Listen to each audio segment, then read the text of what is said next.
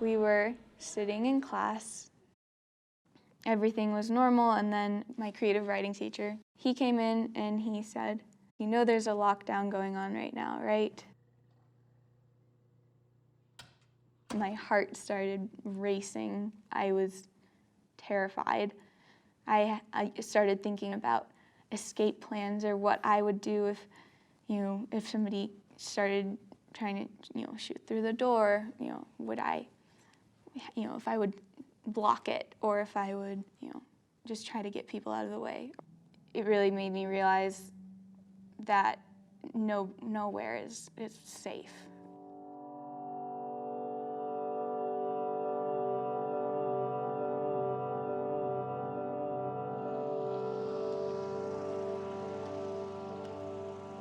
On a daily basis, I just wake up, go to school, head to my regular classes. Depending on the day, I might go into work.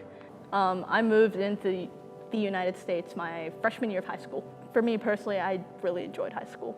It was a party, to say the least. Well, my typical high school life, I just have my normal group of friends that I hang out with. Some of them I met this year, some of them are from my childhood.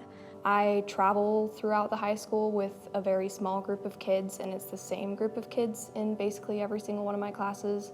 So I get up probably about 5:45, try to do some homework in stretches before, get to school by probably 7:44 on a good day.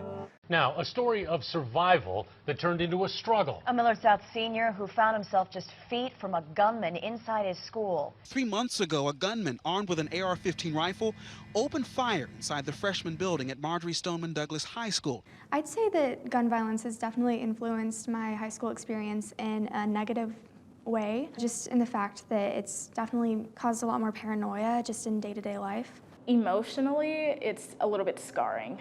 The fact that nowadays we have to worry, it's constantly on the back of our mind that someone might come in and have malicious intent and take it out on the rest of us. Our daily routine is very much changed from what it used to be, because now it's if you go off campus for lunch, you have to make sure that you go in the main doors because all the other doors are going to be locked. There's little inconveniences that remind you of the big issue.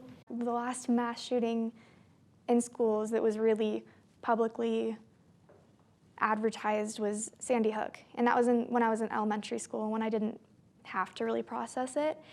It sort of built two clashing emotional reactions between those who sort of compromise and just settle gun violence in schools is just part of reality, and then the others who are just very emotionally outspoken and terrified about it. So the first thing that I can recall after hearing about Parkland was having my younger sister text me because she was concerned about our younger cousins who live in Florida, and she wasn't sure if they were okay, and she was just really terrified about what was happening. She didn't know what was going on, and that just made me really sad, seeing my 11-year-old sister at the time have to go through and think about gun violence in that way and worry about if her family was okay.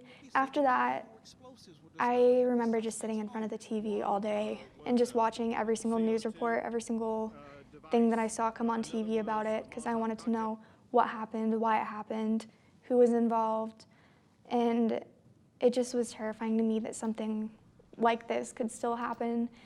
In Parkland, it felt like I was grieving right along with everyone else. I think I cried almost every day for a week at least, because I would just start thinking about it, and I would think about if I had known somebody there, or it could have been my school, that kind of stuff. It was 2 or 3 weeks out after the Parkland shooting. I remember I was sitting in my AP US history class, and someone just sort of stomped a bag of chips with their foot, and the noise freaked me out. And so I dove under my desk. I really thought that a gun had just been fired. Gun violence was really something that I was thinking about really frequently in classes. Every time I walked in, I was oh, how would I escape, or what could I do to protect my friends if something happened? It does make me a little bit angry that it is something that we as teenagers have to talk about on a fairly frequent basis when we should be talking about just normal teenager things, and instead we're having to focus on imminent fear and just perpetration by the media. The action that schools do take is important. I think it helps, but I wouldn't say that it really ever has changed much.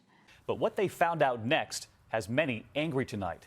It was a drill. Many of these kids have been going through drills like this since kindergarten, but their parents have never actually seen one. When we have a lockdown drill, a lot of times they don't tell the students that it's going to happen because they want it to be more serious and they want us to take it more seriously rather than if they were to like prepare you for it. Well, every room is equipped with like this telephone on it.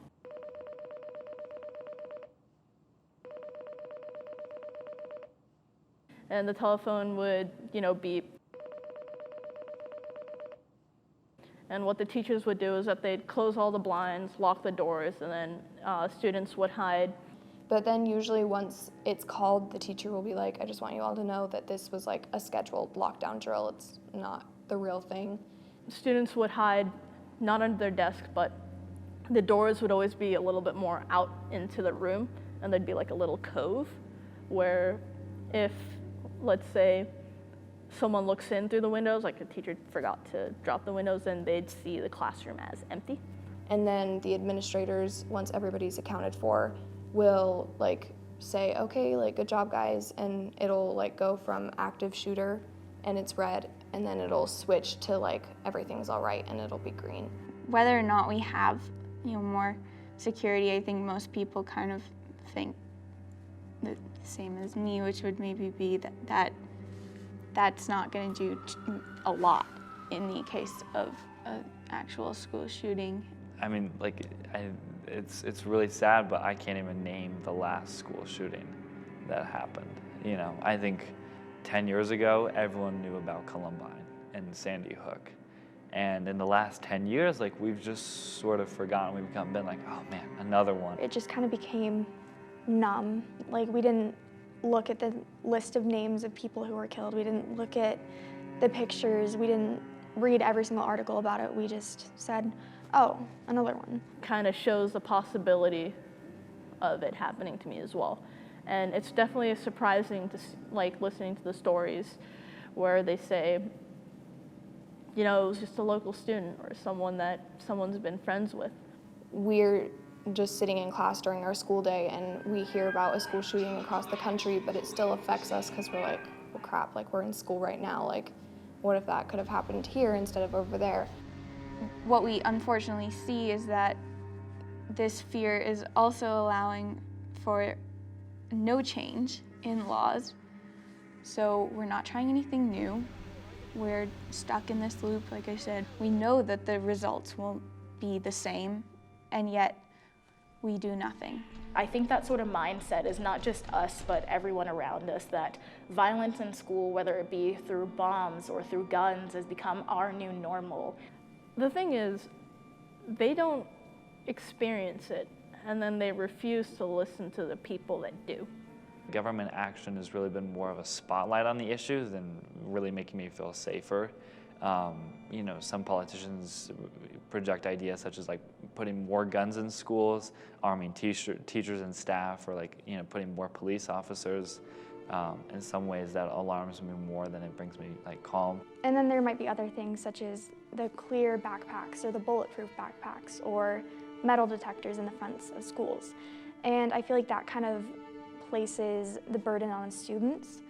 It's not our responsibility. It shouldn't be. It shouldn't be the job of high schoolers to protest gun violence, but it also shouldn't be part of a high schooler's life to have to deal with gun violence.